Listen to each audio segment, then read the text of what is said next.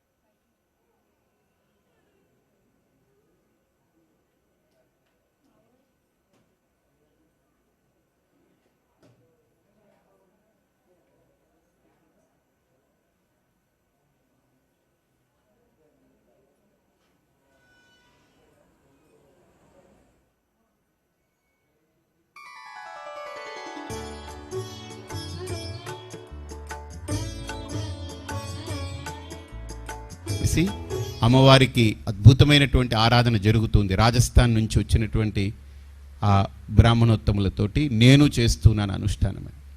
అలా 4 భాగాల్లో అర్చన కార్యక్రమాలు, హోమము, అమ్మవారికి అలంకరణ, ఈరోజు మహాకలశాభిషేకం, చాలా అద్భుతమైనటువంటి కార్యక్రమం. అలాంటి అమ్మవారిది వచ్చే ఏడాది అమ్మవారికి 16 ఏళ్ళు నిండుతుంది.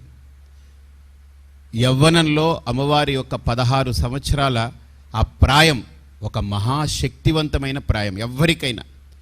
అందులో శాక్తేయంలో చెప్తారు, అమ్మవారికి 8 సంవత్సరాలు వస్తే, అమ్మవారిని ప్రతిష్ఠించుకుని 8 సంవత్సరాలు వస్తే ఒక శక్తి, అది అమ్మవారి యొక్క బాల్య శక్తి ఉంటుంది. ఇప్పుడు 16 ఏళ్ళు వచ్చేటప్పటికి ఒక యవ్వన శక్తి, ఒక మహాశక్తి అమ్మవారిని ఈ 16 నుండి 24 సంవత్సరాల వరకు అమ్మవారిని అకుంఠితంగా ఆరాధించడం వల్ల మనం ఎనలేని శక్తిని శ్రీపీఠం చూస్తుంది. ఇది ఇంకొక 3 సంవత్సరాల తర్వాత ప్రపంచ దేశాల్లో నుంచి దీన్ని చూడడానికి ప్రత్యేకంగా కాకినాడకి రావాలి. కాకినాడ అంటే తెలియని వాళ్ళు కూడా ఎందుకు వెళ్తున్నారని అంటే, మేము శ్రీపీఠం వెళ్ళాలి, అమ్మవారిని చూడాలని. ఖచ్చితంగా జరుగుతుంది, చూడండి మీరు 3 సంవత్సరాల్లో. ఈ మహాకుంభాభిషేకం తర్వాత అమ్మవారి యొక్క శక్తి ఎలా మారబోతుందో చూడండి మీరు. అలాంటి అమ్మవారిని మనం ఆరాధించుకున్నాం. 9 రాత్రులు అనేది ఈసారి మనకు 11 రాత్రులు వచ్చాయి విజయదశమితో కలుపుకొని. మన ఆనవాయితీ మనం కుంకుమార్చన చేసి పట్టుకుపోవడం ప్రతి ఏటా.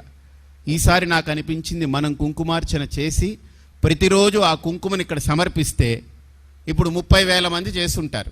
అందులో ఎవరి కుంకుమ ఎక్కడుందో ఎవరికి తెలియదు. తెలుసా? తెలియదు. ఇప్పుడు ఈ కుంకుమ అందరిది కలిసిపోయి 1,60,00,000 నామంతో కుంకుమ తయారైంది. ఇది ఇప్పుడు తీసుకెళ్ళి అమ్మవారికి సమర్పిస్తాం. సమర్పించి ఈరోజు రాత్రి అందరూ ప్యాకెట్ కడతారు. ఇక్కడ ఉన్నటువంటి కార్యకర్తలు కానీ అందరూ కూర్చుని ప్యాకెట్ కడతారు. రేపు వెంకటేశ్వర స్వామిగా మనకు అమ్మవారు ఏదైతే దర్శనం ఇవ్వనుందో ఆ సమయంలో దర్శనం చేసుకుని బయటకు వచ్చేటువంటి వాళ్ళందరికీ కూడా ఒక ప్రాంతంలో లడ్డూ ప్రసాదం ఇస్తారు. కొద్దిగా ముందుకు వెళ్ళిన తర్వాత అమ్మవారి యొక్క కుంకుమ ప్రసాదం ఇస్తారు. ఎందుకనంటే 2 కలిపిస్తే ఒకవేళ ఆ కుంకుమ ఏమైనా లడ్డూకి అంటుకుంటే తినలేం మనం. అందుకని లడ్డూ ఇవ్వగానే నోట్లో వేసుకుని మరో మాట మాట్లాడకుండా ముందుకెళ్తే ప్రసాదం కూడా ఇస్తారు, కుంకుమ. కాబట్టి రేపు అమ్మవారి యొక్క కుంకుమ ప్రసాదాన్ని మీ అందరికీ అందజేస్తారు సాయంత్రం. అలాగే ఇప్పుడు అమ్మవారికి ఇక్కడ ఇదే ఒక అమ్మవారిలాగా తయారైంది ఇక్కడ కుంకుమ. అయితే ఈ సంవత్సరం మీకు కనబడట్లేదు. వచ్చే ఏడాది ఇక్కడ పైన పెట్టి ఆ కుంకుమ అంతా కూడా ఒక పర్వతంలాగా చక్కగా తయారు చేస్తాం. వచ్చే సంవత్సరం మీరు చేసే అర్చనే అలా చేస్తాం. అలాగా ఈ కుంకుమార్చనకి ఇప్పుడు మా అమ్మ ఎవరైతే దీనికి పంపిందో కుంకుమ, ఆవిడే వచ్చారు. ఆవిడ వచ్చి హారతి ఇస్తారు. ఆవిడ దీక్షలో ఉండి 12 రోజులు నేను ఎలా చెప్పానో అలాగనే ఆ దీక్షలో ఉండి ఆ దీక్షను పాటించి ఇక్కడికి వచ్చి అమ్మవారి దగ్గర ఆ దీక్ష విరమణ చేయడానికి వచ్చారు. వారు భవానీ గారు కూడా, డాక్టర్ భవానీ, ఆవిడ అమెరికాలో ఉంటారు. నేను వెళ్తే వారింట్లో ఉంటుంటాను అక్కడ అమెరికాలో ఒక ప్రాంతంలో. అక్కడ రాధికమ్మ అని ఒక ఆవిడ ఉన్నారు. ఆవిడ నాకు ఒక తల్లే. ఇక్కడ ఎలాగో అలాగా ఆవిడ చూస్తుంది. ఆవిడ డాక్టర్ అయినా కూడా 12 రోజులు మొత్తం అన్నీ సెలవు పెట్టుకుని ఇవేవి కాదు, నేను ఒక సాధనలో వెళ్ళాలి అని ఒక ఆలోచనతోటి ఆవిడ వచ్చి, వాళ్ళకి అక్కడ డాక్టర్లు అంటే నిత్యం టెన్షన్లు ఉంటాయి చాలా. ఇక్కడలాగా డాక్టర్లాగా కాదు. అక్కడ ఏ చిన్నది వచ్చినా కేసు వేశారంటే వేల కోట్ల రూపాయలు వాళ్ళు ఇచ్చుకోవాలి. ఆ తర్వాత ఏ చిన్నది తప్పు జరిగినా వీళ్ళ వల్ల కానీ వాళ్ళ వల్ల కానీ చాలా పెద్ద ప్రమాదం ఉంటుంది. అలాంటిది ఎంతో కళ్ళలో ఒత్తులు పెట్టుకుని చూడాలి పేషెంట్ వెళ్తే. అలాంటిది ఇద్దరు భార్యాభర్తలు, ఇద్దరు పెద్ద డాక్టర్లు అక్కడ. వాళ్ళకి సొంత క్లినిక్ ఉంది, అన్నీ ఉన్నాయి. సుమారు ఒక 20-25 ఏళ్ళు అయింది ఇండియా విడిచిపెట్టి వెళ్ళి. నా ప్రవచనాలు వింటూ నన్ను చూస్తూ ఈసారి ఎలాగైనా 12 రోజులు దీక్ష చెయ్యాలని ఒక సంకల్పంతో ఆవిడ వచ్చారు. దిగ్విజయంగా దీక్ష పూర్తి చేసుకున్నారు. ఆవిడ మళ్ళీ ఎల్లుండి అమెరికా వెళ్ళిపోతున్నారు. వాళ్ళిద్దరూ వచ్చి అమ్మవారికి ఇక్కడ హారతి ఇచ్చి దీన్ని అమ్మవారి దగ్గరికి అక్కడికి పంపించేస్తాం. ఇప్పుడు పంపించి అమ్మవారి దగ్గర ఇది నివేదన చేసి, అమ్మ ఇంతమంది చేసుకున్నారు కుంకుమార్చన, అంతమందికి నీ ఆశీస్సులు అందివ్వమని అమ్మవారి దగ్గర పెట్టి, అమ్మవారి యొక్క వీక్షణ పడేలా చేసి దాన్ని మళ్ళీ ప్రసాదం చేయించి మీ అందరికీ ఇస్తాం. పూజ చేసుకున్నా చేసుకోకపోయినా మీ అందరికీ ఇస్తాం. చేసుకున్న వాళ్ళకి ఎలాగో అందరికీ ఉంటుంది, అందులో చేసుకున్నారా లేదా అని అడిగేదేం లేదు. పిల్లలకి కాకుండా పెద్దవాళ్ళందరికీ కూడా, పురుషులు వచ్చినా స్త్రీలు వచ్చినా అందరికీ ఒక్కొక్క ప్యాక్, ఉట్టి ఆడవాళ్ళకని కాదు. సో మొత్తం అందరికీ కూడా ఇస్తాము. రేపు సాయంత్రం దర్శనానికి అందరూ హాయిగా రండి. అందరూ తోపులాట లేకుండా హాయిగా ఒకే సమయంలో రావాలని ఒత్తిడి పెట్టుకోవద్దు. సాయంత్రం 6 గంటల నుండి రాత్రి 12 వరకు ఉంటుంది, ఏమీ ఇబ్బంది లేదు. కాబట్టి హాయిగా మీరు వచ్చి ప్రశాంతంగా దర్శనం చేసుకుని ఒత్తిడి చేయకుండా, ఎన్ని వేల మంది వచ్చినా, ఎక్కువ కార్యకర్తలను పెట్టలేదు, ఎందుకంటే ఎక్కువ మంది ఎక్కువైతే మజ్జిగ పలసన అవుతుంది అన్నట్టు, వీళ్ళు ఎక్కువైపోయి హడావుడి అవి చేయకుండా, వీళ్ళ హడావుడి ఎక్కువ లేకుండా అన్నీ చాలా ఒక అమ్మవారి అనుగ్రహంతో అన్ని ఏర్పాట్లు జరుగుతూ ఉన్నాయి. ఇవన్నీ వచ్చే మహాకుంభాభిషేకానికి కూడా మాకు ఏర్పాట్లు సిద్ధం చేసుకోవాలి. ఒక జాతీయ స్థాయిలో ఒక అత్యున్నతమైన మహాకుంభాభిషేకాన్ని నిర్వహించబోతున్నాం ఇక్కడ. దానికి దేశంలో నలుమూలల నుంచి మంచి మంచి ఉపాసకుల్ని తీసుకొచ్చి వారి ద్వారా ఆ ఉపాసన చేయించి ఇక్కడ అమ్మవారికి నేను పూర్తిగా అందులో ఉండి అమ్మవారి యొక్క మహాశక్తిని వచ్చే మహాకుంభాభిషేకంతో ఆవిష్కరించుకుని, ఒక కాకినాడ అనేది ఒక ప్రపంచంలో ఒక మహాక్షేత్రం, ఒక మహాపీఠంగా అమ్మవారిది తయారవ్వాలని మనస్ఫూర్తిగా ఈరోజు కలశాభిషేకం చేసేటప్పుడు అదే సంకల్పం చేసుకున్నాను. కాబట్టి ఇప్పుడు హారతి ఇస్తారు. హారతి ఇచ్చిన తర్వాత దాన్ని తీసుకెళ్తారు. నిన్న మనం చూసాం 3 గుణాలు ఉంటాయి. త్రైగుణ్య విషయ వేద నిస్త్రైగుణ్యో భవార్జున. అంటే తమోగుణం ఎలా ఉంటుందో మనం చూసాం. ఒక జడం, జ్ఞానం ఉండదు, ఒక క్రియ ఉండదు, వాళ్ళు అలా బతికేస్తూ ఉంటారు అంతే. ఏమిటంటే ఒక జంతువు ఎలాగ బతికేస్తుందో పాపం వాళ్ళు కూడా ఏదో ఆకలి అనిపించినప్పుడు ఎక్కడో ఒక చోట తిండి దొరుకుతుంది, తినేస్తారు. వాళ్ళకి జీవితంలో ఏదో చెయ్యాలి, ఏదో సాధించాలి, ఏదో పొందాలి, మనం కూడా మన ఉనికిని చాటుకోవాలనే ఆలోచన ఉండదు. ఏదో బతికేస్తారు, అయిపోతుంది. ఇది తమోగుణం యొక్క లక్షణం. పూర్తిగా జడం, ఏముండదు, యాక్టివిటీ ఉండదు, జ్ఞానము ఉండదు, జ్ఞానశూన్యం తమస్సు అంటే. రజోగుణం అనేటువంటిది ఓవర్ యాక్టివ్, హైపర్ యాక్టివ్ అన్నమాట. అంటే తను ఏదైనా పొందడానికి, తను ఏదైనా సాధించడానికి ఎంతకైనా తెగించేస్తాడు. వాడు ఎంత దూరమైనా వెళ్తాడు, ఎవరినైనా తిట్టేస్తాడు.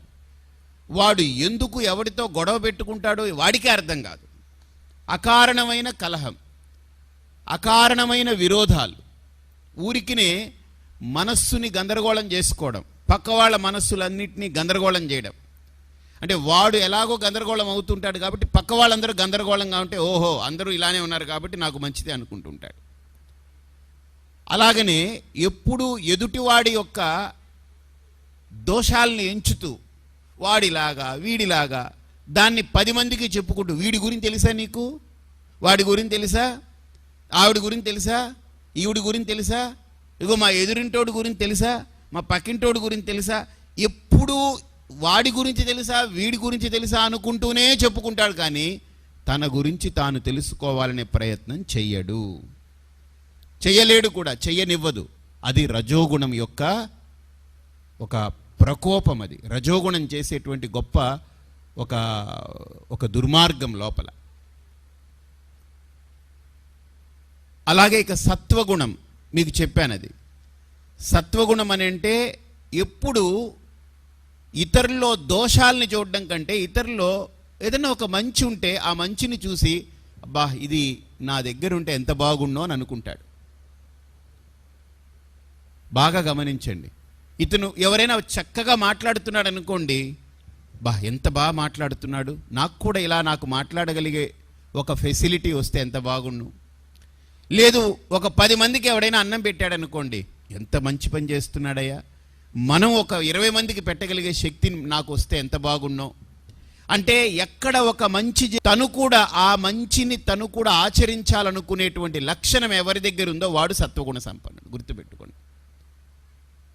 అవతల వాళ్ళ తప్పుల్ని ఎంచడం కోసం వాడి జీవితాన్ని వేస్ట్ చేసుకోడు, వాడి టైం వేస్ట్ చేసుకోడు, వదిలేస్తాడు. ఎందుకు మనం దానికోసం పుట్టామా? వీడి కంపేంటి, వాడి గబ్బేంటి, వీడి గొడవ ఏంటి, వీడి గోల ఏంటి, వీడి గలీజ్ ఏంటి, అయినా నెత్తి మీద వేసి గంప వేసుకుని మూసుకుని తిరగడానికి పుట్టామా మనం? మన జీవితం చాలా అమూల్యమైంది. మన లైఫ్ అనేది చాలా ప్రెషియస్, అది చాలా విలువైనది, చాలా అమూల్యమైనది. కాబట్టి అమూల్యమైన దాన్ని ఎలా వాడుకోవాలి? ఇప్పుడు ఇది వజ్రము అని తెలియకుండా ఎవరికన్నా ఇచ్చామనుకోండి, వాడికి వజ్రం అని తెలియదు, ఏదో రాయి బాగుంది అనుకుని వాడు తీసుకెళ్తే వాడు ఏం చేస్తుంటే కుంకుడికాయలు దంచుతాడు దాంతో, లేదా పేపర్ వెయిట్ కింద పేపర్ ఎగిరిపోకుండా పెడతాడు. ఎందుకంటే వాడికి దాని విలువ తెలియదు. అలాగే ఒక మానవ జన్మను పొందాం మనం. మనుష్య జన్మం ప్రాప్తవతః కేనాపి మార్గేణ పురుషార్థ నిశ్చయం కృత్వా పరమాత్మానం భజే. అంటే మనుష్య జన్మని మనం పొంది మనిషిగా మనం పుట్టి 10 ఏళ్ళు అయింది. 10 ఏళ్ల ప్రాయంలో మీరు చూడండి, గమనించండి. ఒక చిన్న ఉపమానం చెప్తాను, మీకే అర్థమవుతుంది. చిన్న పిల్లాడు ఉంటాడు, వాడు మలమూత్ర విసర్జన చేసుకుంటాడు అనుకోండి. చేసుకున్న తర్వాత దాంతో చేయి పెట్టి ఆడుతాడు, దాని ఒంట్లో పూసుకుంటాడు. ఆ తల్లి వచ్చి చిచ్చిచ్చి అలా చేయకూడదని చేతి మీద ఒక దెబ్బ కొట్టి శుద్ధం చేసి మళ్ళీ అంతా క్లీన్ చేసి పౌడర్ వేసి మంచి బట్టలు వేసి పడుకోబెడుతుంది. ఇలాగ 2-3 సార్లు చేసిన తర్వాత 4వసారి వాడికి అర్థమవుతుంది, నేను అలా చేయకూడదు, ఎందుకని మా అమ్మ కొడుతుంది, తర్వాత అది మంచి పని కాదని. వాడికి ఒక ఊహ వచ్చిన తర్వాత 6 ఏళ్ళు 7 ఏళ్ళు వచ్చిన తర్వాత, లేదు 8 ఏళ్ళు వచ్చాయనుకోండి, వాడు అసలు చేయమంటే చేస్తాడా? వాడు యాక్ అంటాడు. వాడే అంటే వాడికే జ్ఞానం కలిగింది, దాన్ని నేను అలా ముట్టుకోకూడదు, అది నా మలము, నా నుండి బయటికి వెళ్ళిపోయినటువంటి మలము, దాన్ని నేను చూడకూడదు, దాన్ని ముట్టుకోకూడదు అనేటువంటి ఒక జ్ఞానం వాడిలో వాడికే కలిగింది. ఇప్పుడు వాడు దాన్ని ముట్టుకుంటాడా? వాడు చేస్తాడా? మీరు గమనించండి, మన కడుపులో ఉండే మలమే బయటికి వస్తే మనం ముట్టుకోకూడదని జ్ఞానం తెచ్చుకున్నామే ఆ 6 ఏళ్లకి. ఇప్పుడు 60 ఏళ్ళు వచ్చినా ఎదుటివాడి కడుపులో ఉండే మలాలన్నీ మనం ఎంచుకుని, వాడి దగ్గర ఏ గబ్బు ఉందో, ఏ చెత్త ఉందో, ఏ కుళ్ళుందో ఇవన్నీ మన నెత్తి మీద వేసుకుని దాన్ని 10 మందికి 100 మందికి చెప్తూ, దాన్ని వాట్సాప్లో షేర్ చేస్తూ, లేకపోతే ఫేస్బుక్లో పెట్టుకుంటూ, ఏం కర్మ మనకు. 6 ఏళ్ల పిల్లాడుగా ఉన్నప్పుడు మన మలం బయటకు వస్తే మనం ముట్టుకోకూడదనే జ్ఞానం వచ్చి మనం ఎదిగామే. ఇప్పుడు 60 ఏళ్ళు వచ్చిన తర్వాత కూడా అసలు మన మలం కాదు, ఇతరుల యొక్క దోషాలు, అది మలం, ఇతరుల యొక్క లోపాలు అవి మలాల్లాంటివి. ఆ మలమూత్రాల కంటే ఇంకా దారుణం అవి. వాటి గురించి మనం ఆలోచించుకుని వాళ్ళ గురించి మనం చెప్పుకుంటూ తిరుగుతూ అదేమన్నా రామనామమా? మనకు ఒక పాట ఉంది, రామనామము రామనామము రమ్యమైనది రామనామము. అవునా? రామ అనుకుంటే పుణ్యం వస్తుంది, రామ అనుకుంటే ఒక పవిత్రత వస్తుంది. ఆ టైంలో మనం వాడి గురించి నీకు తెలుసా, దాని గురించి నీకు ఏంటి తెలుసా, తెలిస్తే ఎంత, తెలియకపోతే ఎంత, అవసరం ఏమిటి? కాబట్టి ఆధ్యాత్మిక సాధనలో మీకు నిన్న చెప్పాను, 4 అంశాలు చెప్తాను.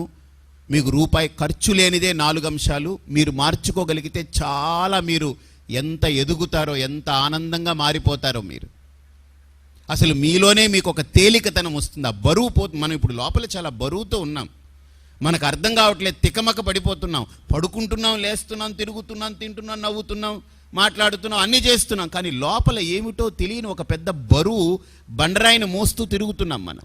ఆ బరువు ఏమిటో మనకు అర్థమై చావట్లేదు, ఆ లోపల ఏమిటో వెలితే ఏం కావాలో మన మనసుకు అర్థమై చావట్లేదు మనకు.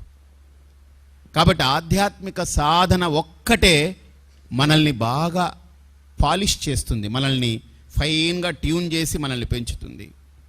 అందుకనే వీళ్ళ దోషాలు, వాళ్ళ దోషాలు, వాళ్ళ గుణాలు, వాళ్ళ యొక్క భావాలన్నింటినీ మనం అప్పు తెచ్చుకొని అనవసరంగా ఎందుకండి ఇవన్నీ మొయ్యాలి? ఫస్ట్ స్టెప్ మనం దాని నుంచి బయటికి రావాలి. ఒక వ్రతంలా పెట్టుకోండి, నేను వాళ్ళ గురించి వీళ్ళ గురించి నేను మాట్లాడను. ఎవరైనా నా దగ్గరికి వచ్చి చెప్తే, బాబు నీకో నమస్కారం, వాళ్ళకో నమస్కారం, ఏదన్నా ఉంటే మంచి చెప్పు, అది సంస్కారం. లేకపోతే నీకో నమస్కారం, ఈ మాటలకో తిరస్కారం. వదిలేయండి అంతే. వద్దు, మనం ఎవరి గురించి వినొద్దు, మనం ఎవరి గురించి మాట్లాడదు. ఎందుకంటే ఆ మాట్లాడే టైము, ఆ వినే టైం ఉంటే ఒక్కసారి అమ్మవారిని స్మరించండి, మీ మనసు ఎంత తేలిక పడుతుందో. పక్కన పడేస్తే ఆ అమ్మవారే చూసుకుంటుంది, మనకెందుకు అది. తర్వాత మనం ఏం ఊరినంతా ఉద్ధరించడానికి పుట్టామా? ఇప్పుడు చీపురు పట్టుకొని 10 ఇళ్ళు ఊడమనండి, ఆ వ్యక్తిని తన ఇంట్లోనే తను ఊడ్చుకోలేము. మనకే కావలసినంత బీపీలు, షుగర్లు, కొలెస్ట్రాల్లు, హైపర్ టెన్షన్లు, యాంగ్జైటీలు, డిప్రెషన్లు, సప్రెషన్లు అన్నీ ఉన్నాయి లోపల. వీటన్నిటితోటి మనం గందరగోళం అయిపోతూ ఇంకా మనం ఇన్ని అనవసరమైన గడబడులు వద్దు. మొట్టమొదటి స్టెప్ అది. కాబట్టి సత్వగుణంగా ఉన్నటువంటి వాడు ఏంటనంటే అసలు ఎవరి దోషాల్ని ఎంచడు, వాడికి ఏం కావాలో మంచిని వాడు తెచ్చుకుంటాడు. ఇప్పుడు మనం వంకాయలు ఏరుకునే దానికి వెళ్ళామనుకోండి, పుచ్చుందనుకోండి, పుచ్చిపోయిన వంకాయ, స్వచ్ఛ వంకాయ తిడుతూ కూర్చుంటామా? పక్కకు పెడతాం. మంచి వంకాయ అంటే నవనవలాడింది వేసుకుంటాం. అంతేగాని పుచ్చిపోయిందంతా కుప్పబెట్టి దాన్ని తిడుతూ కూర్చుంటామా? వేస్ట్ అది. ఎందుకు దానికి మనం టైం వేస్ట్ చేయాలి? నీకు కావలసిన మంచి ఏరుకునిరా, చక్కగా దాన్ని కోసి మంచి తొడిమిలో ఉండేలా కోసి మంచి 4 ముక్కలు కట్ చేసి దాంట్లో మసాలా దట్టించి చక్కగా నూనెలో వేసి గుత్తి వంకాయ చేసుకుంటే మంచిని ప్రేమించండి. అలాగా వెధవది వంకాయలోనే పుచ్చుంటే పక్కన పాడేసి మంచిదాన్ని తెచ్చుకుని నోట్లో నీళ్లు ఊరేంత స్థాయి వచ్చేసింది ఇప్పుడు మీ అందరికీ. ఇప్పుడు తుఫాను వచ్చినట్టు అయింది. ఇప్పుడు అంటే ఒక మంచిని మనం ఎలా ప్రేమిస్తామో, మనం తినడానికి, మనం తినే పదార్థంలో మంచి ఉంటే మనం దాన్ని ఎలా ఆస్వాదిస్తామో, దాన్ని ఎలా రుచికరంగా మార్చుకొని మనం దాని అనుభూతి పొందుతామో, ప్రపంచాన్ని కూడా మనం తింటున్నాము. గుర్తుపెట్టుకోండి. ఎలా? ఇప్పుడు మీరు నన్ను తింటున్నారు, నేను మిమ్మల్ని తింటున్నాను. ఎలాగా? కళ్ళతో చూస్తూ మీరు నన్ను అనుభూతి పొందుతున్నారు, నేను మిమ్మల్ని అనుభూతి పొందుతున్నాను. చెవులతో వింటూ మీరు అనుభూతి పొందుతున్నారు, నోటితో మాట్లాడుతూ నేను ఒక అనుభూతిని పొందుతున్నాను. కాబట్టి మనం ప్రతినిత్యము ఒక అనుభవానికి లోనవుతున్నాం. మనం ప్రతినిత్యము భోక్తలమే. ఎప్పుడు ఏదో ఒక భోగాన్ని పొందుతూ ఉన్నాం. కంటితో అవ్వచ్చు, చెవితో అవ్వచ్చు, ముక్కుతో అవ్వచ్చు, నాలికతో అవ్వచ్చు, చేతులతో అవ్వచ్చు, చర్మంతో అవ్వచ్చు, దేనితో అయినా సరే మనం భోక్తలమే. మనం ప్రతి క్షణం మనం భోగాన్ని పొందుతూ ఉన్నాం ఈ ప్రపంచం నుండి. అలాంటి భోగంలో మనం ఎలాగైతే తినేటప్పుడు మంచి వాటిని ఏరుకొని దాన్ని రుచికరంగా, క్లీన్గా, నీట్గా కడిగి రుచికరంగా తయారు చేసి చాలా వేడి వేడి అన్నం పెట్టుకుని దాని పదార్థాలన్నీ పెట్టుకుని ఎంత మనమే రిలీజ్ చేస్తాం. రిలీషింగ్ అంటారు ఇంగ్లీష్లో. రిలీషింగ్ అంటే తెలుగులో ఆస్వాదన అంటారు. అంటే ప్లేట్లో ఆ పదార్థాలు చూడగానే వీళ్ళని చూడాలి. కొంతమంది వాళ్ళ తలకాయ ఇలా తిరుగుతుంది, నోట్లో నీళ్లు అలాగా చప్పుళ్ళు చేస్తుంటారు, ఇలా కూర్చుంటారు. మనం ఎవరినైనా పరీక్షించాలనుకోండి ఎంతవరకు కంట్రోల్ ఉందో అని, వాడికి ప్లేట్లో ఆకు పెట్టి, ముందు పప్పు పెట్టి, అన్నం పెట్టకుండా కూరలు పెట్టి, తర్వాత పచ్చడి, మంచి అప్పటికప్పుడే ఆవకాయ, అసలు ఆ కలర్ చూస్తుంటేనే నూనె అలాగా అద్భుతంగా నూనె అలా జిగురుగా ఆవకాయ వేసి, మంచి ఊట, మంచి పెచ్చుతోటి ఆవకాయ వేసి వాడిని కూర్చోబెట్టి, వాడికి మంచి అప్పడాలు పెట్టి, వడియాలు పెట్టి,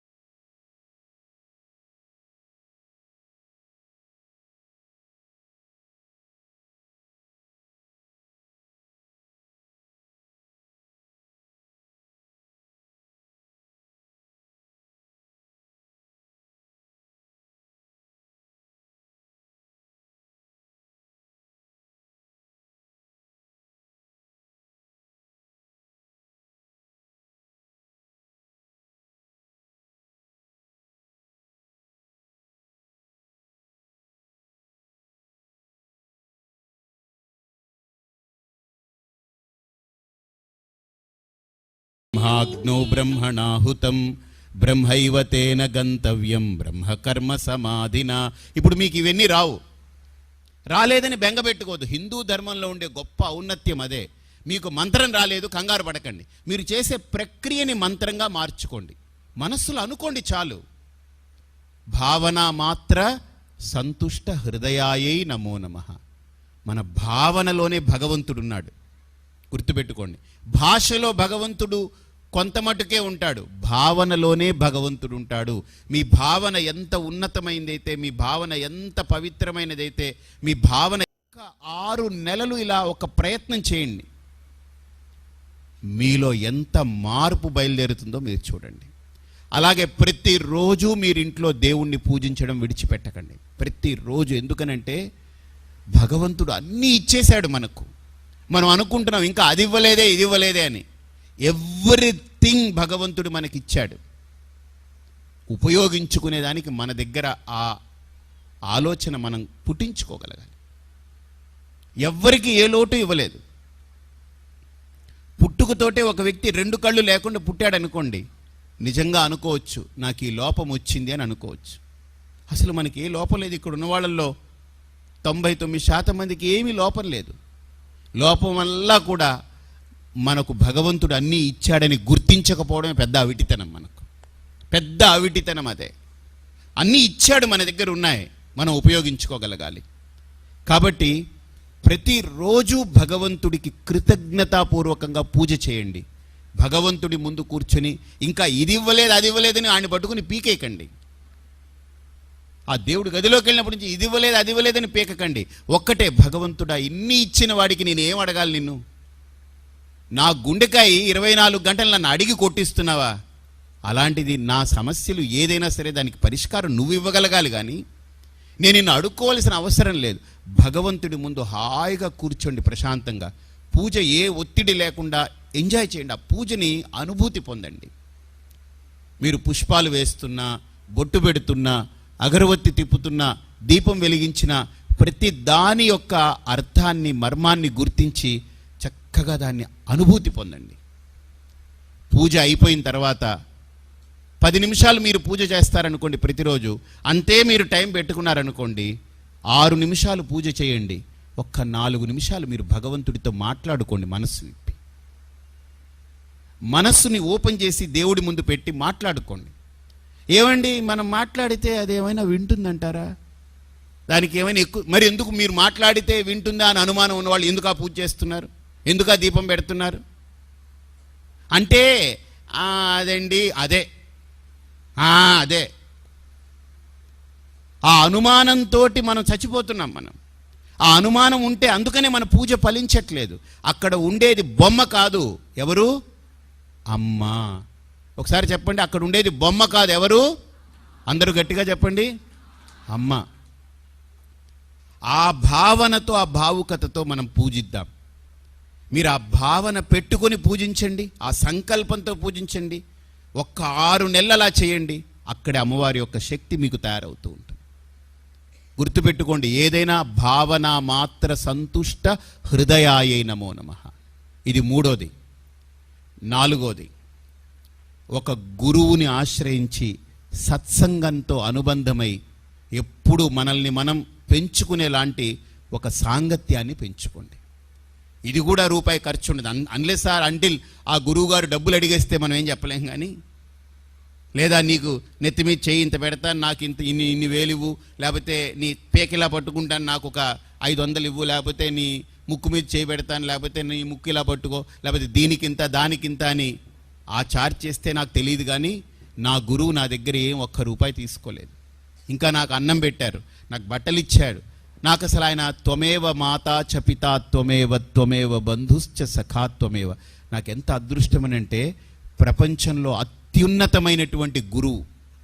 ఈరోజు గురువులందరూ కూడా ఆయన్ని గౌరవిస్తారు, అందరూ గురువులు కూడా ఆయన్ని గౌరవిస్తారు. అలాంటి గురువు దగ్గర నేను 25 సంవత్సరాలు బ్రతకగలిగే ఒక గొప్ప అవకాశం అమ్మవారు ఇచ్చింది నాకు. అంతేకాదు, ఆయన ఈరోజు లేరని నేను అనుకోవట్లేదు. ఆయన లాస్ట్ ఇయర్ సెప్టెంబర్ 23వ తేదీ దేహాన్ని విడిచిపెట్టారు. ఆయన పోతూ పోతూ చేతిలో చేయి వేయించుకుని ఒరే నువ్వు ఇవి చెయ్యాలిరా అవి చెయ్యాలిరా అని చెప్పి ఎంత నవ్వుతూ చెప్పారంటే ఆనందంగా. అన్నీ నాకు ప్రతి క్షణం అది స్మృతిలోకి వస్తూ ఉంటుంది, ప్రతి క్షణం.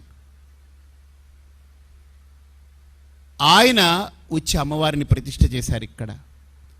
ఆయన స్వయంగా అన్నారు, ఒరే నేను విగ్రహ ప్రతిష్ఠ చేయలేదురా, ప్రాణ ప్రతిష్ఠ చేశాను అన్నారు ఆయన. నిజంగా నా జీవితంలో గర్వంగా చెప్పుకునేటువంటి అంశం ఏంటనంటే, నాకు తల్లి, నువ్వు సన్యాసి కావాలి అని కోరుకున్న తల్లి, తర్వాత ఇలాగ నువ్వు దేశాన్ని ప్రపంచానికి ఒక మంచి హిందుత్వానికి ఒక మంచి బాట వెయ్యాలని నా చేతిలో చేయి వేసుకుని సంకల్పించినటువంటి సంకల్పాన్ని నాలో ప్రవేశపెట్టినటువంటి గురువు. ఇంతకంటే గొప్ప అదృష్టం నాకేం కావాలి?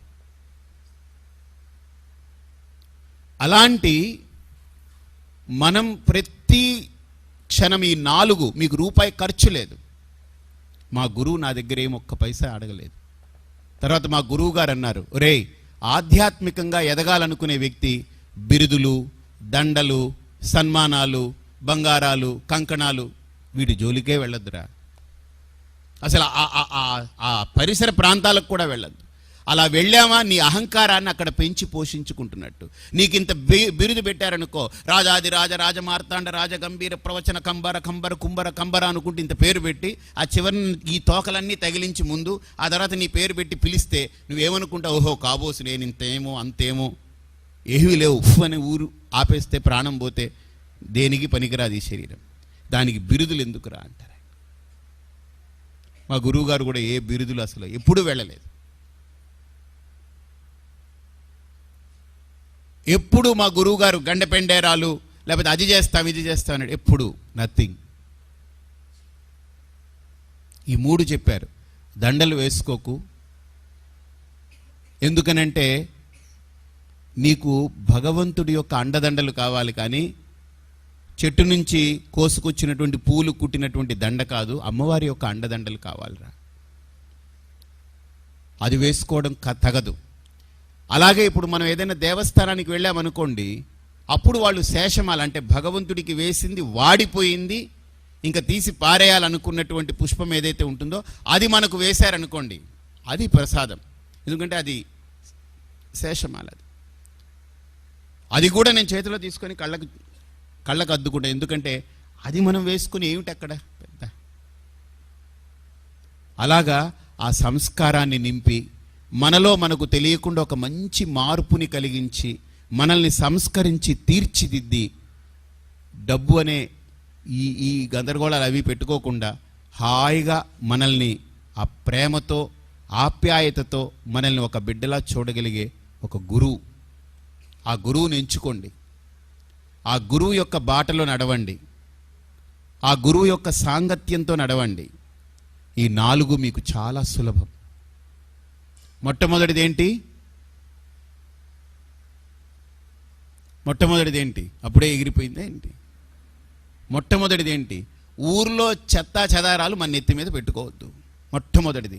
ఎంత మన గురించి మనం ఆలోచించి మన సమయాన్ని మన కోసం కేటాయిస్తే మనం అంత తేలిక పడిపోతాం. నిజంగా చెప్తున్నాను, మీరు తేలికపడి పడుకుంటే నిద్రపట్టేలాగా, హాయిగా తిన్నది అరిగిపోయేలాగా, ఎప్పుడూ నవ్వు ముఖంతో ఉండేలాగా ఉండడానికి ఇది పెద్ద మంత్రం. ఇది ఊర్లో పక్కవాడి చెత్త మన నెత్తి మీద వద్దు.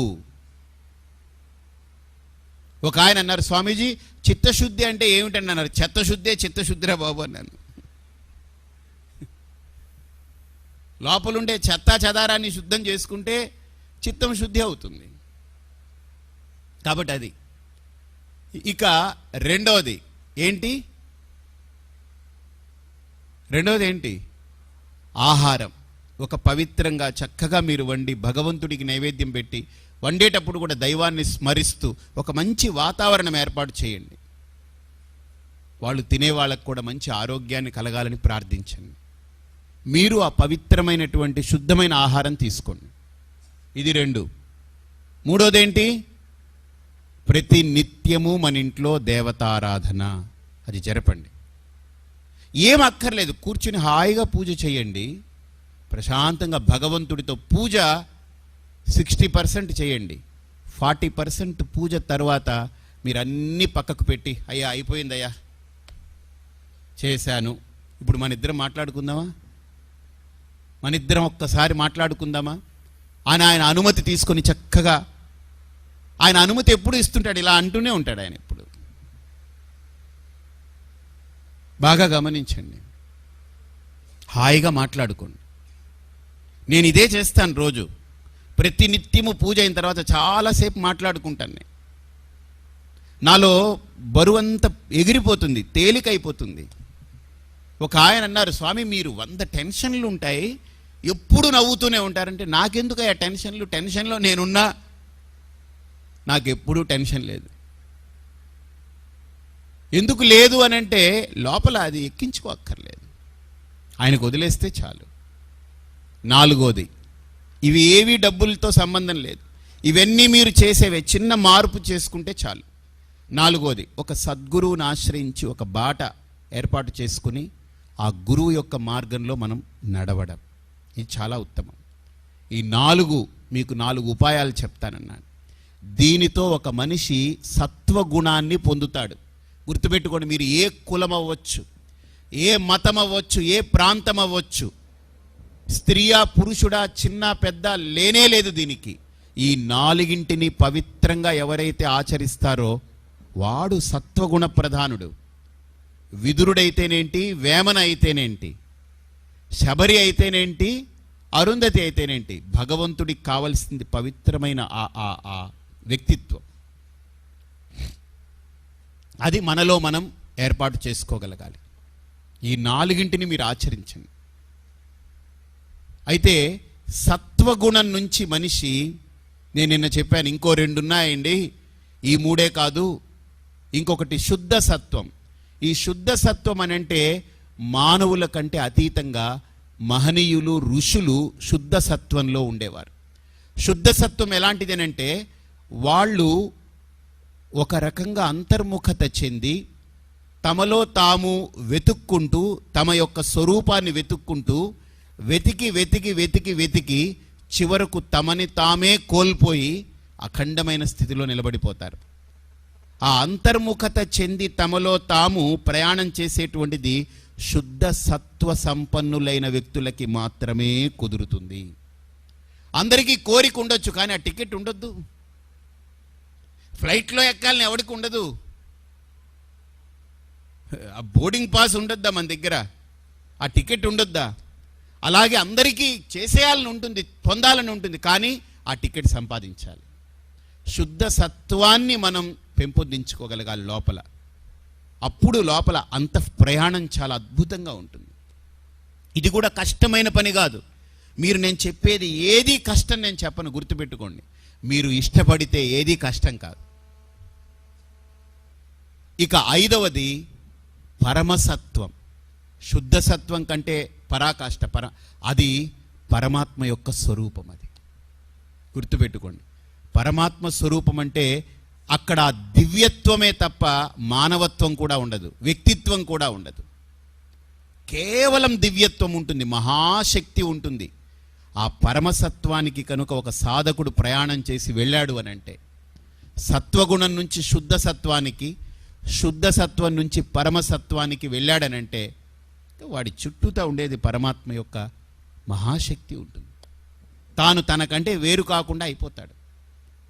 ఎలాగైతే నిప్పులో పడినటువంటి బొగ్గు, నిప్పు బాగా మండుతూ ఉంది, దాంట్లో 10 బొగ్గులు వేశారనుకోండి, ఆ బొగ్గు కణికలు 10 వేశారనుకోండి, అవి ఎలా మారిపోతాయి? నిప్పుగా మారిపోతాయి. అంతేనా కాదా? ఆ మంటలో భాగంగా నిప్పుగా మారిపోతాయి. అలాగనే మనము ఆ పరమసత్వంలోకి ప్రవేశించిన తర్వాత ఇక మనం అనేది ఉండము, అంతా అఖండమైన తేజస్సుగా మారిపోతాం. ఆ పరమసత్వానికి చేరాలి.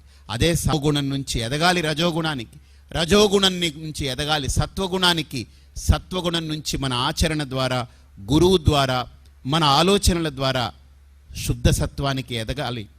శుద్ధ సత్వం నుంచి పరమసత్వానికి ప్రయాణం సాగాలి.